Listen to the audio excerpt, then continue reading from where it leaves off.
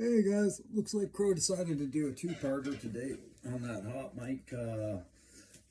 I'm just freestyling it today and it kind of feels good. So yeah, I decided I was going to do a two-parter because I'm talking about a few things about the channel. I'm talking about a couple things about why Joe today. And I'm also kind of just letting my subscribers know, especially the newer ones, know who they're dealing with on this channel and what he thinks about YouTube and things like that, because I've been listening to some of the subscribers how they talk about their views and their stances on stuff. I realize I am getting the like-minded audience that I wanted, and I feel like maybe this is a way of just my way of telling you guys maybe I'm more relatable than you initially think, or maybe I'm less relatable than you initially think.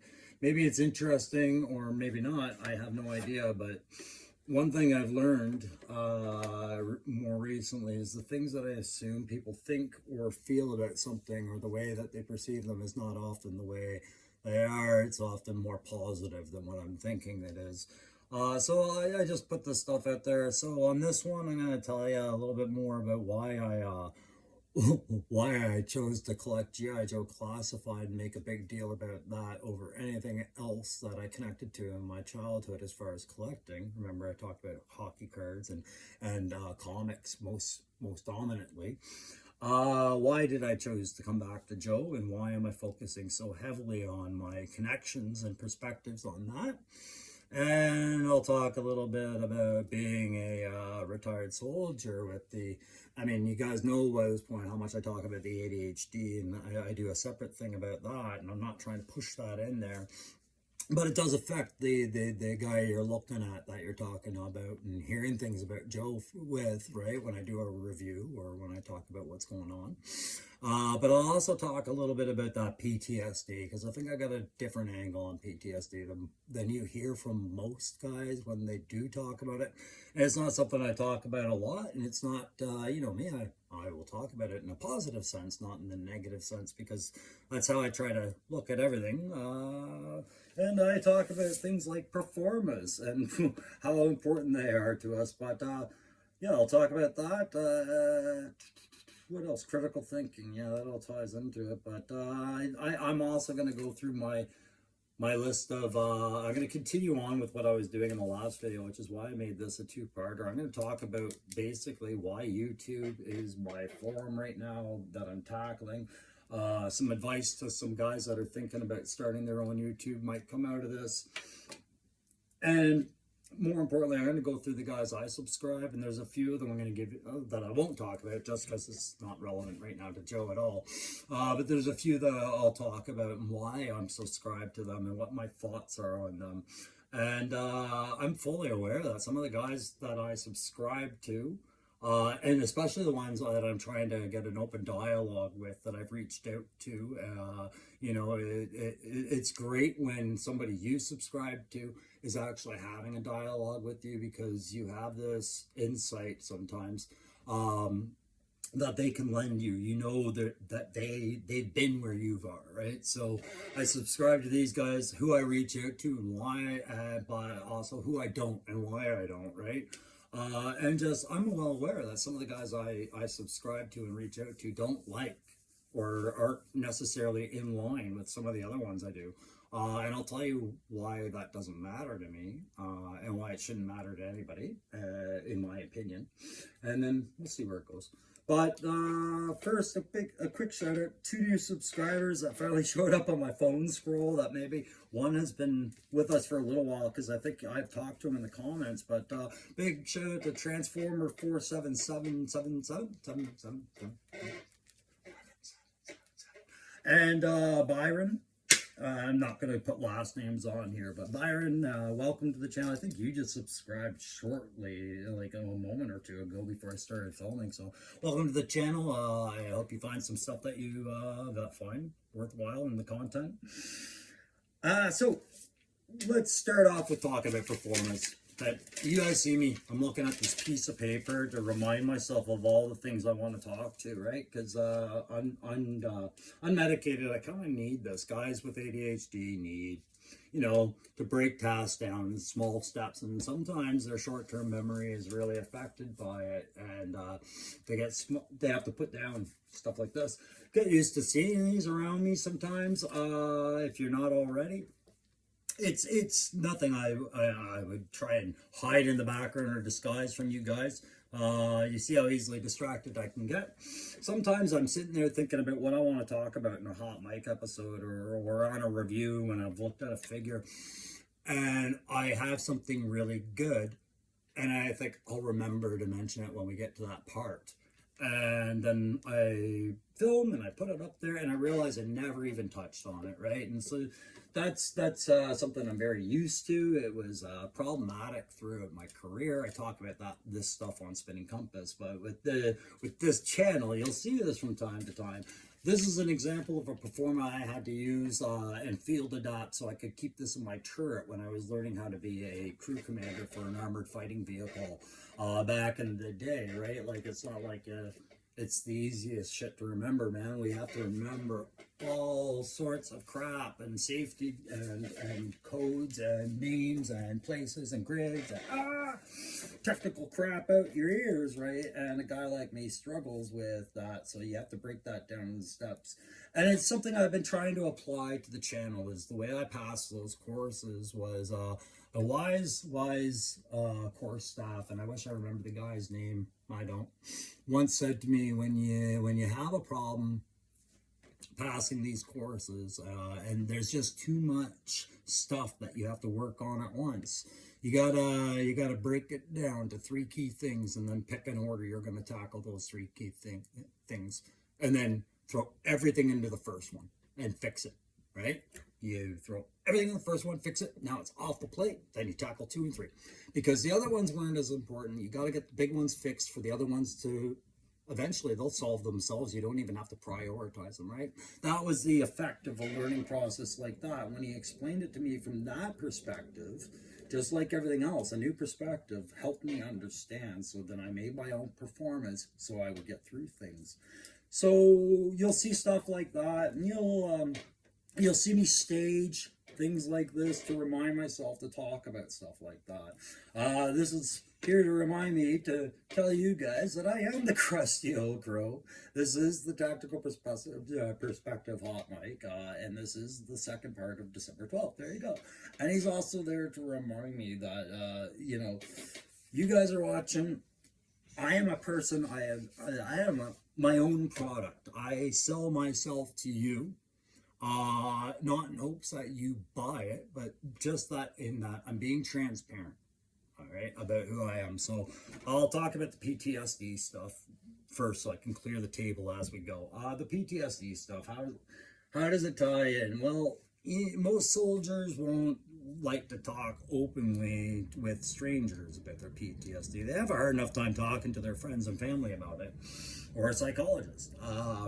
However, yeah, a lot of them don't do YouTube, I guess, to advertise it for sure. However, I'm not those guys. I also have severe ADHD, and I'm a very introspective and artistic-minded kind of guy. I like to challenge my own perspectives on things, and sometimes it's put me at odds with myself as to why I'm doing it, and things like that. But when it comes to PTSD, I love to challenge my own perspectives on things, because my PTSD didn't get diagnosed until 10 years after I had come home from Afghanistan and dealt with some stuff, right? And I thought I had been managing everything healthily enough. Like, I didn't think it was affecting me that much. And what problems was being communicated to me by my spouse, it seemed to me to just be differences of opinions on how I'm dealing with stuff, and all the common stuff you hear out of situations like that. And yeah, I was totally not aware or even tracking like that this ruminating presence those times in Afghanistan had with me was affecting me the way it was, and it really turned unhealthy for a while. Like, I was quite the alcoholic for quite a while, like probably 10 years, daily drinking, things like that. Very self-destructive, a lot of bad spending habits, so many, and I'm still dealing with that to this day, guys. Like, you know, I'm trying to stay on top of these things, but that all came out of this whole burying negative emotions and traumatic experiences and all that other crap, right? But when you have my kind of perspective on it, you can start viewing how maybe talking about it on a YouTube forum can actually not maybe necessarily benefit you outside of just purging yourself a little bit and rationalizing, sure. But it could definitely benefit somebody else who could be sitting there going, I'm all by myself thinking about these things and feeling these feelings and things like this.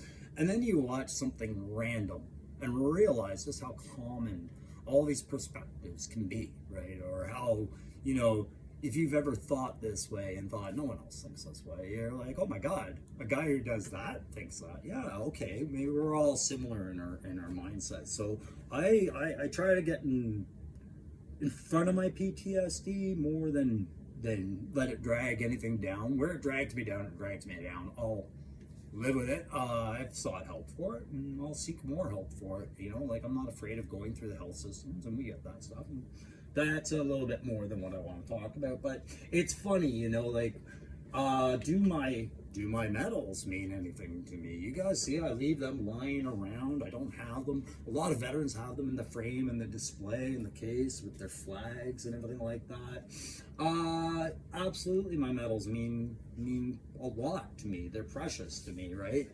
And my career meant a lot to me too, right?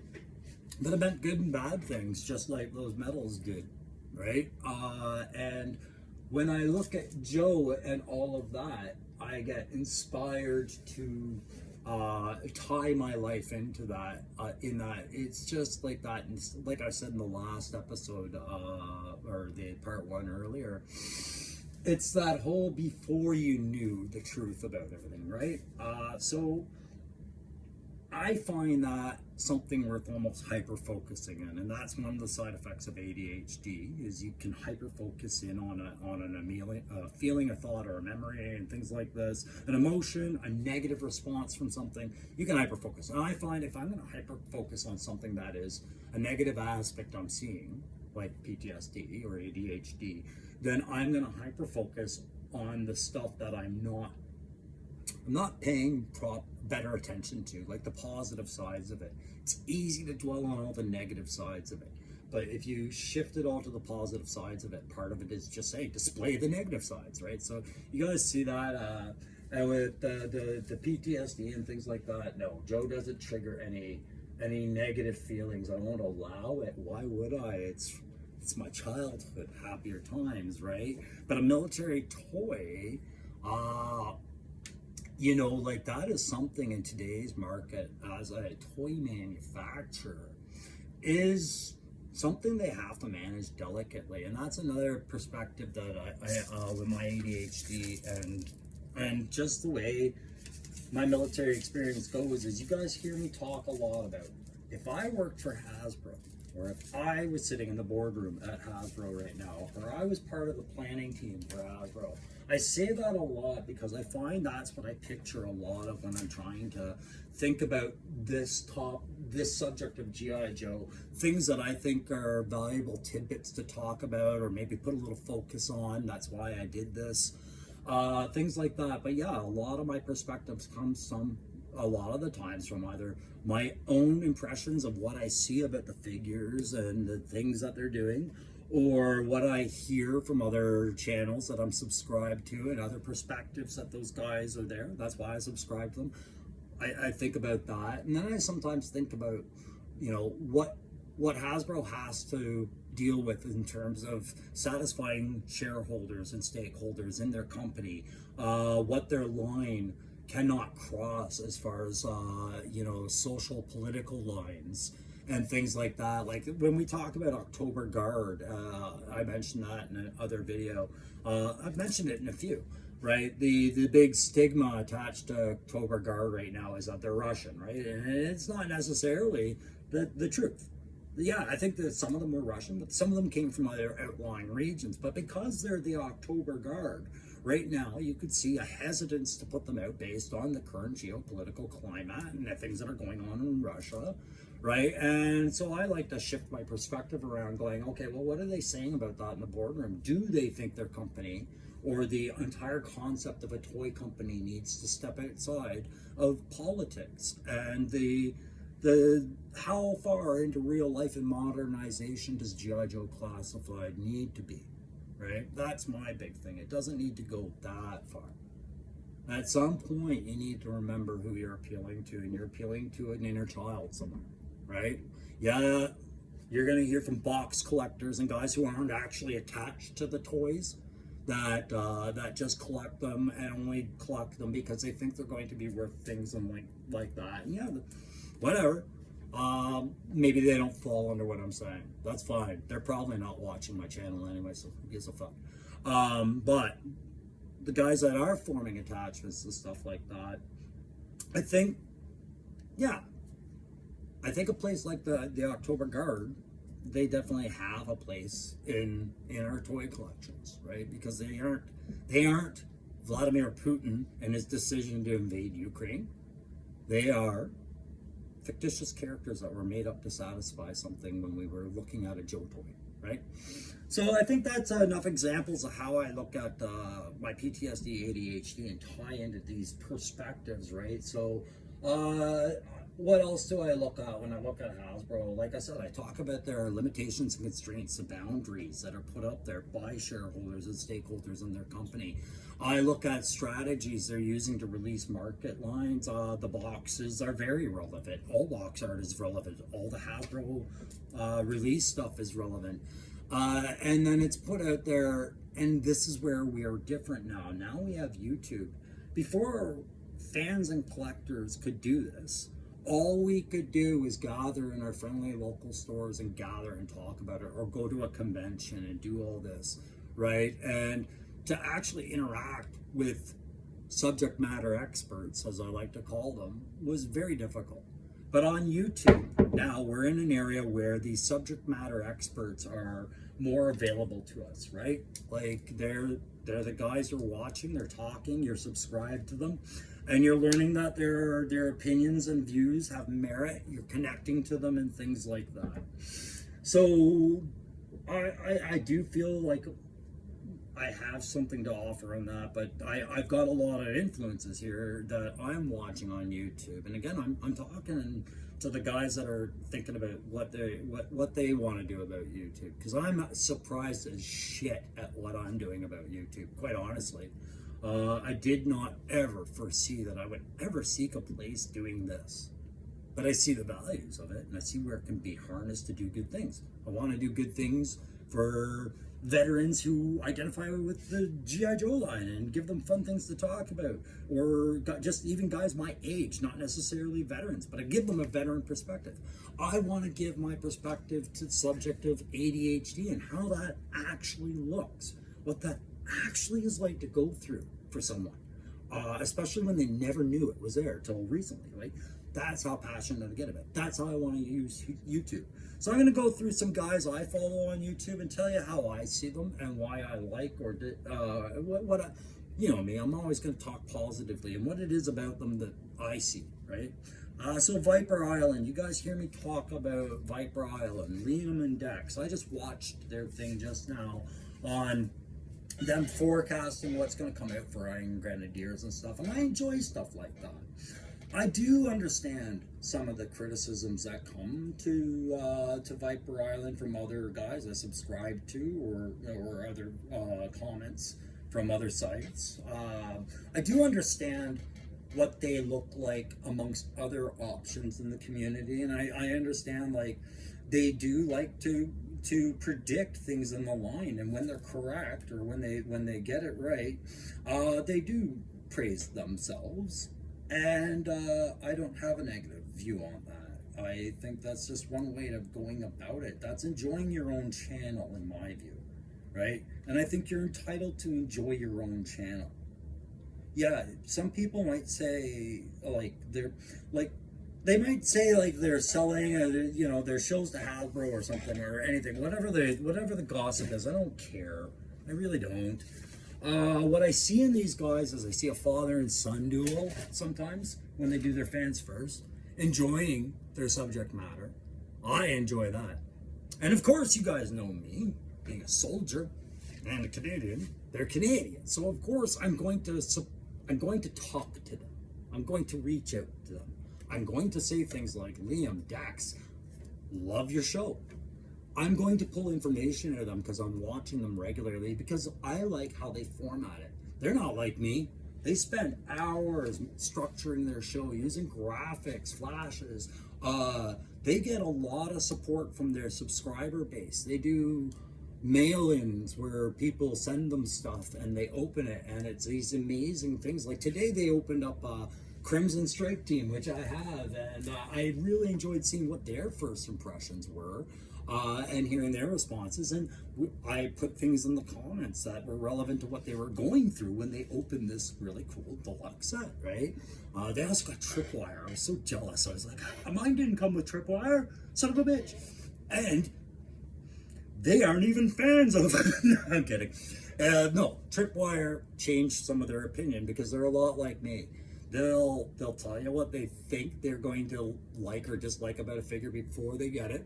Then when they get it in their hand, they'll see it, and you'll see that change in their view, right? I knew they weren't fans of tripwire, but when they opened tripwire and Dax got it in his hand, he understood.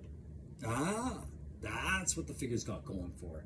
Take a closer look, right? I love that. I love that a combat engineer, an EOD guy, who people were feeling like, I don't really like that he's a deluxe set. I love that he could surprise people that were against him. That's awesome. I love it. So anti-cancel culture, right? So I enjoy watching those guys for what they bring on my perspectives. And you guys hear me. I pull information from the show and I talk about it. It helps me stay relevant because they keep it structured, very simple for me to follow.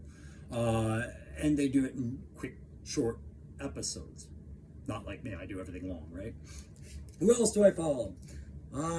Steve Dangle. Yeah, because I'm a Canadian and I'm a Leafs fan, and Steve Dangle is another guy who inspires me on how I wish I could act. He has a lot of editing going through him. He is piecemeal structure, so it's basically him flashing the funny things he says and irrelevant information, and then little cutscene jokes that he's doing, things like that. He's very much his own personality. I would never want to mirror or mimic him, but I'm inspired by that kind of guy. And I don't watch a lot of sports. I really just watch hockey, guys, and Leafs games mostly. But this guy will make you love the Toronto Maple Leafs in just how self-loathing he is about his love for the Leafs, because they're a very frustrating team for us fans to really be so passionate about. You heard me talk about Uncle Tim. Uncle Tim. I don't know if he knows I'm out there. I've reached out to him because I feel like me and him and Aaron talks about him too. I think we'd all get along really well one day, sitting over coffee and whatnot, and just shooting this shit for a few hours about our childhoods and our channels and our fun, right? And our toys. More importantly, our toys and our connections to them, right? I definitely identify well with Uncle Tim. The Island of Misfit Toy Collectors, I'm enjoying. I can't say I've watched a ton of it, but I do enjoy that channel, and I get some pretty relevant perspective on things that I see out of that one when they talk about news and their perspectives. And I believe I've sat in on a couple live feeds, or at least a live feed. Is that the one? Yeah, I'd have to look. But again, another channel where I'm like, oh yeah, great first impressions. I'm sticking around. I'm watching more from them. I talked about that. Who's that? Tidarium Hanger. I've checked out a couple. I haven't checked out a lot of that. I should check it more. I don't know. What do you guys think? Are you checking out some of these? Who's this one? Destro's Desk. Yeah, I have a good time watching Destro's Desk. A lot of these guys talk about a lot of other toys like Transformers and things outside of classified. Even O-Ring is outside of classified as I see it. It's a different vein. It's Chad is great for talking about O-Ring. I really enjoy It's Chad for sure. And actually, its chat is one of the very first live chats I ever sat in and participated. Was the one he had with Articulated Ninja a while ago. Yeah, figurehead. Uh, I I like I like to check out channels that have nothing to do with toys sometimes. And if you guys are ever into yoga, check out Flowina. I subscribe to Flowina. One day I'm going to try yoga, but at least I know where to make it more appealing. Definitely. Oh, you guys are still here. So Flowina. Marvelous videos just talking about general comic stuff. Like I do have a few comic sites on here, but where are some other guys? Of course, I've talked about Aaron enough. Aaron the Toy Enhancer, definitely, yeah. But Saturday morning, sorry, not to glaze over you, Aaron. You know, I talk about you too much, brother. You know that. Saturday Morning Toy Collector. That was one of the earlier ones that I started watching, and I like that guy too. He keeps it formatted nicely. I haven't watched one of his in a long time, actually. Sadly, again, he's another one that does all the other toys, like just all of them. Same as Kyle Peterson. Those were two of the first ones I was really watching for the toy reviews because I liked the personalities they brought with their thing. Yeah, they were more focused on having that format and making it like a show, right? And things like that. But no problems. A couple others I'll talk about. Yeah. Who else have I mentioned? Yeah. So, how to ADHD with Jessica. That's one I'm talking about on Spinning Compass more. Uh, yeah, and I'm not going to dwell on that. You guys aren't here for that part of it. It's how it's really relevant to what we're watching with Joe. Who else haven't I mentioned? I feel like I'd be doing them an injustice if I was subscribed to them and commenting on their stuff and they ever did take notice and I didn't mention the Punk with Toys, clearly. Clearly I identify with the Punk with Toys. I talked about that last one. I'll talk about two that might, well, yeah, I mean, Articulated Ninja, I watch. Again, he does a lot of other toys, and I really dig his style with the whole alter ego of the ninja and what he puts in his channel. He is like, he's like an if YouTube were different kind of shows, right? Like on a network, you'd have your comedies, you'd have your courtroom dramas, you'd have your news networks, clearly, maybe a bit of sports in there. Articulated Ninjas, your Miami Vice, your Magnum PI, your action show, right?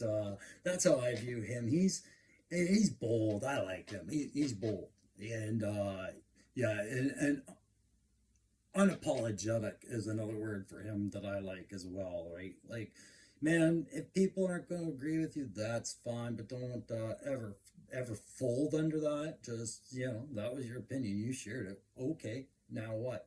You guys hear me say a lot about these terms that the military picked up that I picked up from the military and it helped me. And one of them is so what? It's part of critical thinking when you're looking at a factor that you're trying to make a plan and a mission around.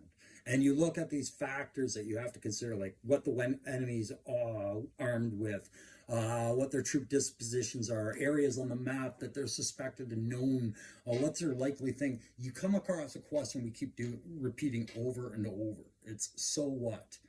And so you keep so whatting a particular detail, and AK-47. So what? So it's got a maximum effective range of this. So what? So in a firefight, we would be dominant at this range. So what? So I need to make sure that we have surprise. Oh, there's my key deduction, and that goes into your plan, right? So when I look at these guys, and I look at where the controversies or where the danger areas are about talking with them, or talking about them, or talking to them, or even participating in any way with them, I'm like, so what? Okay, you're not going to agree with them, so what? All right, well, it's a different perspective, is my key deduction every time. That's a different perspective. I like thinking about that. So one of the guys that I was always on the fence about was, well, I shouldn't say on the fence. I respected what he was doing. I just knew he was one of those perspectives where I was like, you wouldn't visit it organically. It was Iron Ken 3000. I do watch some of his stuff. Iron Ken's a different personality completely, and I see no problems with that at all. I like what he's doing because he's doing him, right? Yeah, does he talk about other guys and things like that? Sure, but it always seems to be like if it needs to be talked about, it's getting talked about. That's what I like about him. If it needs to be addressed, if it's a problem, then he's going to put his finger on it and he's going to talk about it. And he's another one, unapologetic. And I like that these guys are expressing who they want to be on their channels. That's the point. If I'm subscribed to you, it's because I like who you want to be for your channel. And whether I agree with your opinion or not is irrelevant. I like the way you present your perspective. I like the cases you state. I subscribe to that. And that's yeah, that's about all I got to say on that. What else did I say I would hit on before I sum up? So I talked about who I subscribe to. I talked about PTSD. I talked about and the new subscribers. Guys, look at that. I stuck to my format. Yeah, so as always, I always forget to put the like, share, subscribe, and I don't talk about the algorithms and things like that. Shows you just I am more about the information than I guess this channel, and maybe I gotta find a way to shift perspective on that. That's why some of these guys I'm reaching out to, right? I am trying to get a little bit of attention from some of these guys. Not like, look at me, help get your subscribers over to my channel. That is not at all it. It's more like, hey man, I have a couple of questions based on your personality. I think you would see the question clearly enough that you would give me the answer I'm kind of looking for based off the personalities that I'm asking, right? So that's why I do that. But guys, I do that for Spinning Compass as well. I recently reached out to Jessica at ADHD, How to ADHD. By reach out, I mean, I didn't send her an email. I don't want to I don't want to barrage people's emails to get a hold of them. I did enough of that for 25 years working in the military. I'm sick of emails. I just send them shout outs and see if they notice and see if they notice, they see what I'm about, and then they decide if they want to talk to me. But at least I pay them the courtesy of what I think is the new age handshake, nice to meet you, tip of the hat, all that shit, right? I tag you in a video because I respect you, and you know, like I wonder if you'd be interested in a conversation ever like that, because it's very interesting shit that we all talk about here, guys. Anyways, I'm going to sum up this as part 2, and it's just going to be part 2, and there is no part 3 for today for Hot Mic, guys. Sorry if it wasn't as relevant to Joe as you thought, but I feel as I'm getting more subscribers, and I know that some of it might be because I'm having a contest, and I appreciate that for what that is. I mean, it's exactly what I want. I want new subscribers. The contest helped. I feel it's fair. You know who you're dealing with, right? And remember, I like knowing who I'm dealing with. So you guys, out of that whole like, share, subscribe, out of the hierarchy, maybe, yeah, like has to go up a little bit, but please don't ever stop with the comments, and do share, do subscribe. But I do enjoy your company, guys, and welcome to the channel. I'll see you next time.